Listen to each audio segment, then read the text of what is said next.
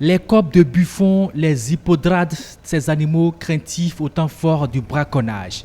Aujourd'hui, on les voit un peu partout, calmes et spectateurs des va-et-vient des touristes.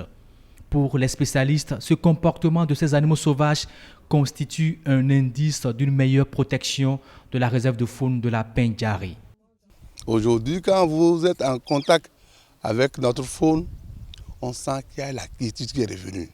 L'autre élément caractéristique de la bonne santé du parc, la distance de fuite des animaux en nette réduction. Le projet d'appui à la gestion du parc a aussi érigé des infrastructures à l'intérieur de la réserve, 4 plateformes de vision des animaux, encore appelées les miradors.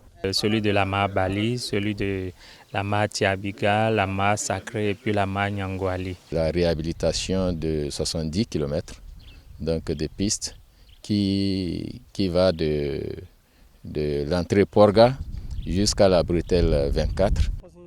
70 km de pistes aménagées pour faciliter la circulation aux touristes et améliorer la surveillance aux éco-gardes.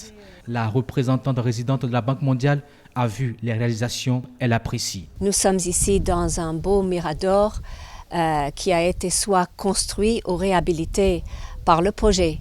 La réserve de biosphère de la Pendjari retrouve toute sa notoriété et ceci grâce au projet PAGAP appuyé par la Banque mondiale.